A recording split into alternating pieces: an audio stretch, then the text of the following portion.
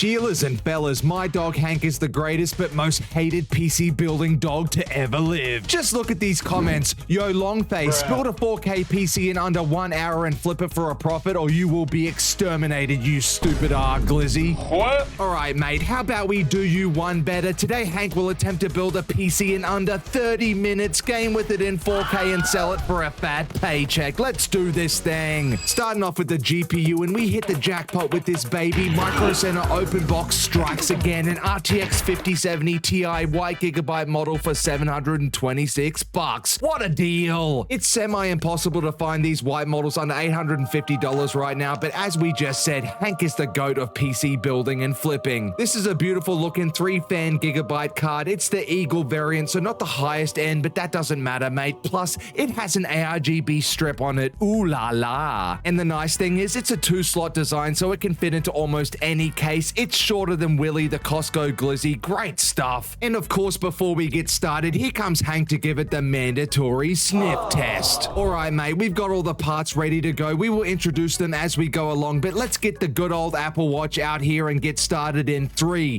2, 1, and we are off, mate. Starting with the motherboard, and we had this B850 Gaming Pro Wi-Fi from MSI that we snagged as a Micro Center bundle for $350 alongside the Ryzen 7600X3D. So we are going to value this board at $125 and the CPU at $225, but it's a surprisingly average board. Only 2 M.2s, basic VRMs, and a very lackluster rear I/O with only one USB-C, mate, so I think I'll avoid this in the future. But for the CPU, we have thrown out the 7600X3D, mate. Ain't nobody got time for that. We gotta go even more powerful, the Ryzen 7 7800X3D, baby. 8 cores, 16 threads, the second most powerful gaming CPU out there right now, and you'll be able to pair this with the RTX 10090 when it comes out in 10 years time. We snagged it for $279, brand new from Micro Center, which is a legendary find. Very nice. Onto the RAM, and we had this Acer HT200 32GB kit clocked at 6,000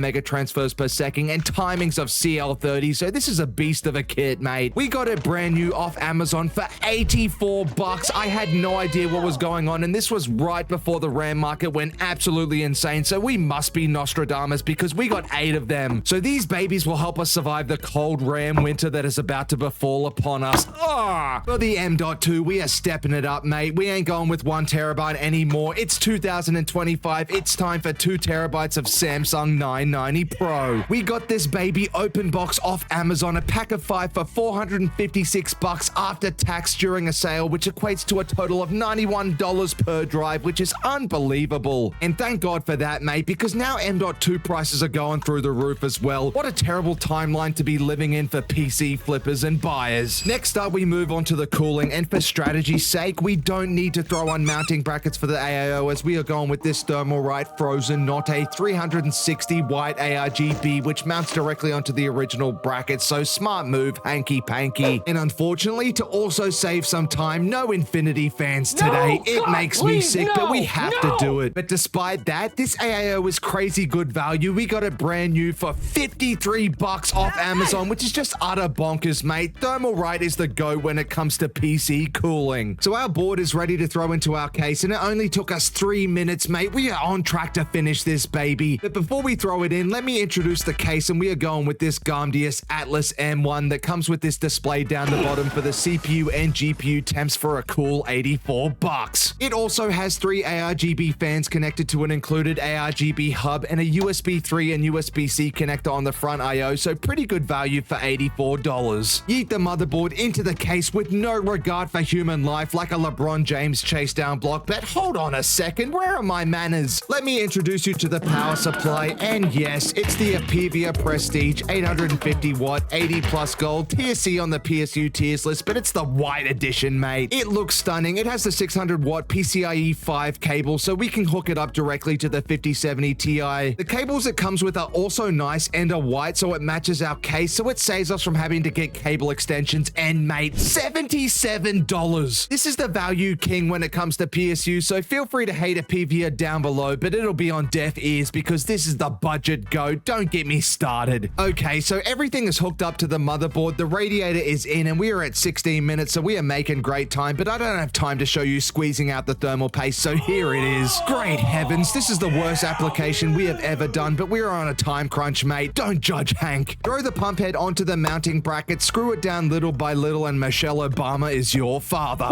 You are good to go. So here we are, Sheilas and fellas, 26 minutes in, and I can't find Hank to insert the GPU. Sometimes he goes and sleeps under the bed, and I don't have time to crawl my 6'5", 225-pound frame of pure muscle under there to get him, so we are doing the GPU insertion without him. Let's go. Find the top PCIe slot and just throw this thing in with no regard for human life, and even with all that pressure, this is the fastest GPU insertion we have ever done. And to top that off, we did it with one hand, mate. Spam Glizzy Man is the goat down in the comments. Throw the 600-watt PSU cable into the GPU, screw it in, and we are at 28 minutes, mate. This is coming down to the wire. Let me quickly throw my computer screen up here. Yes, I know it's filthy. I don't have time to clean it. We need to turn this thing on ASAP and get it posted. 29 minutes and 42 seconds, mate. Let's turn it on and pray it posts in 18 seconds. And it's turned on. So far, so good. Let's keep waiting.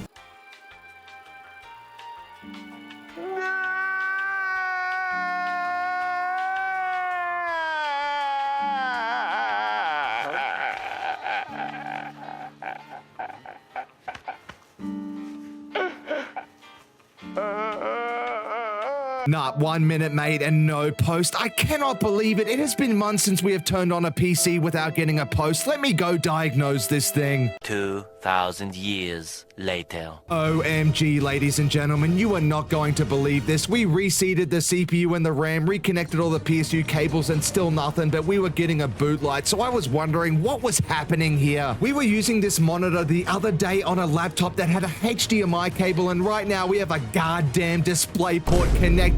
What is wrong with us? You cannot be serious! So if we change the source of the monitor from HDMI to DisplayPort and turn it on, we get a post. This is the most disappointed I've ever been in myself. My lord, Frank, get over here, mate. This is somehow your fault. Body slam!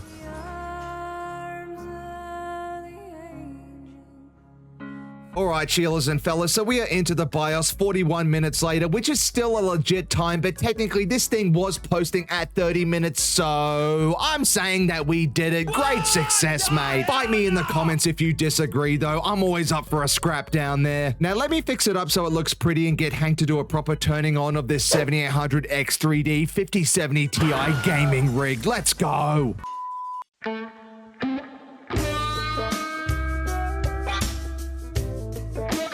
Alright, here is Hank, mate. We managed to get him out from underneath the bed. The cable management is still looking awful, and I also got bored, so I decided to add 3 fans down the bottom. Someone in my comments in a previous video asked what we do with all the fans that we don't use once we throw on Infinity, and here it is, mate. This is what we do. We just randomly throw them on PCs when we can. Lord Hank obviously missed my epic fail. Don't tell him what happened, mate, otherwise he's going to beat me. Can I get 2 firm handshakes, kind sir, and then let's turn this baby on.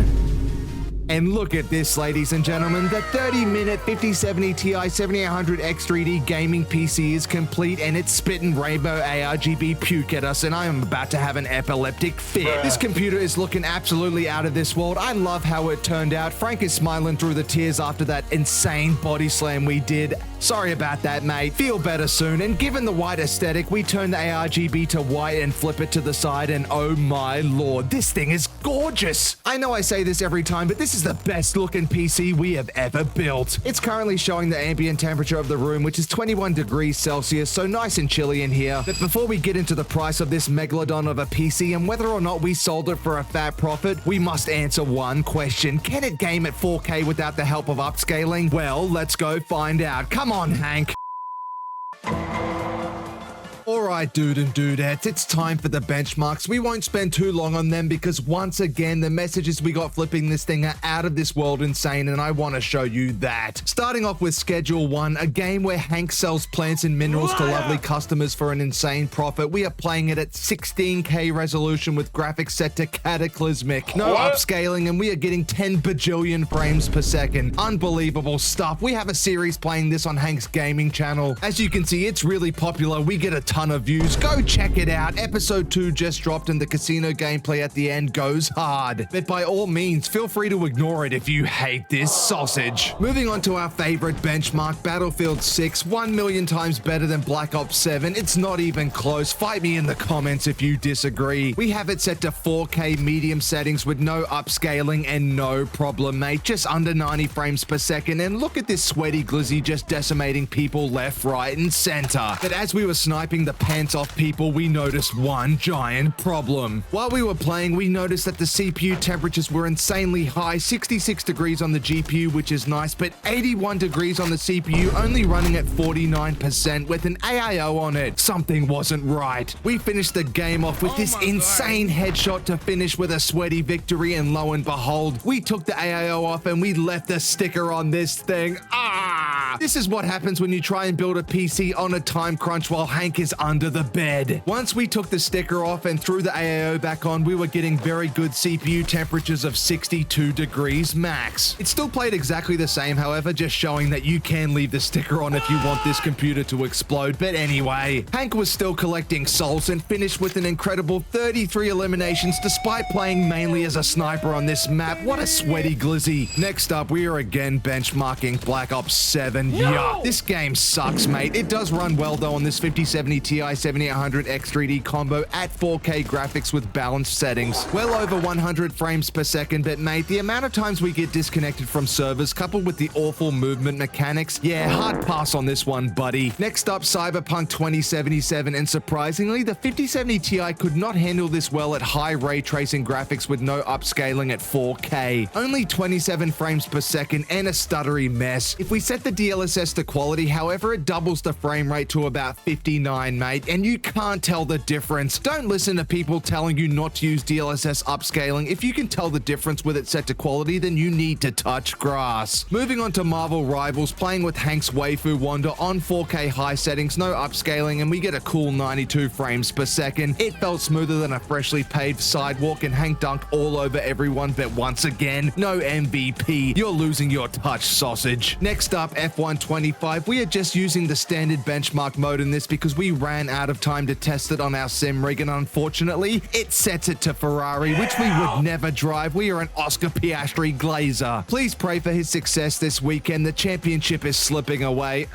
We set it to high graphics, no ray tracing, no upscaling, and an average of 118 frames per second. As Max Verstappen would say, it looks simply lovely, mate. Now we move on to Fortnite. We got yelled at last week because we forgot to include this in the benchmarks. It was getting too sweaty for Hank and Hank Hill, so he took a break, but he is back, baby. We are getting 250 frames per second with great 1% lows on 4K performance mode, so everything's set to low, DirectX 12, and view distance set to epic. I do like this Simpson theme. I grew up on that show because, yes, I am extremely old, and if there's one character I need to get, it's Mo Sislak. He is the GOAT. But alas, no win for Hank here. He officially sucks at Fortnite now. RIP Glizzy. And finally, we finished with Rainbow Six Siege. Graphics set to the highest possible, 4K, and no upscaling. We love this game, and we are getting an incredible 209 frames per second, but you can literally play this at 4K on an iPod Nano from 2009. So in my opinion, is this 7800 X3D and 5070 Ti PC a bona fide 4K stud? With DLSS set to quality? Absolutely. With no upscaling? Meh. Not for all games, unfortunately, but this rig is still a beast. So let's go see how much it costs to build and then flip this monolithic structure for a huge profit. So here we are back at this beautiful all-white rig, and we are going to calculate the cost for this thing. Once again, Micro Center came through with the good thanks to open box deals, and in total, we built this baby for 1,530 United States French fries. An unbelievable price for an all-white 5070 Ti 7800 X3D PC in my opinion, but maybe I'm delusional. Let me know down in the comments if this was a good deal or if Hank sucks. So moving on to flipping this bad boy, what was the strategy that we employed for selling this thing? Well, we started on Facebook Marketplace to test the waters as we get maximum profits because they don't charge us any fees. We started by listing it for $1,899 and it got a lot of attention, 26 listing saves and 743 views in just under 2 weeks with no promotion at all. And after just one day, this dude started sending me voice messages saying he wanted to buy it ASAP, but he needed to get the money. He sent me photos holding $1,500 saying he was short by about $300, so every day I just kept checking in, and then he left the group. Thanks, mate. This dude literally led me on and ghosted me. It sounds like every woman I've tried to date in my life.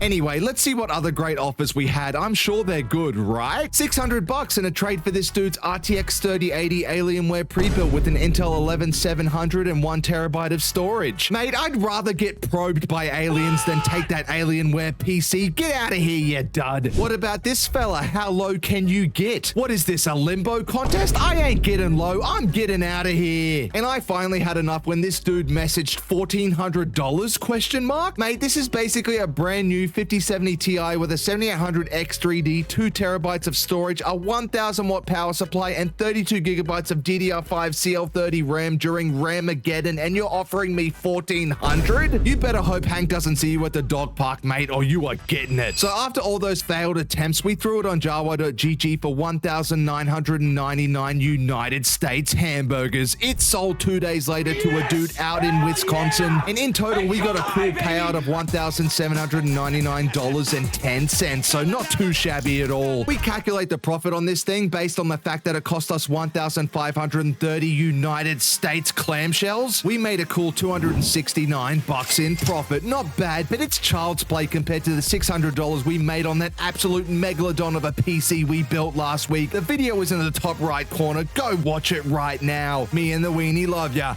Goodbye.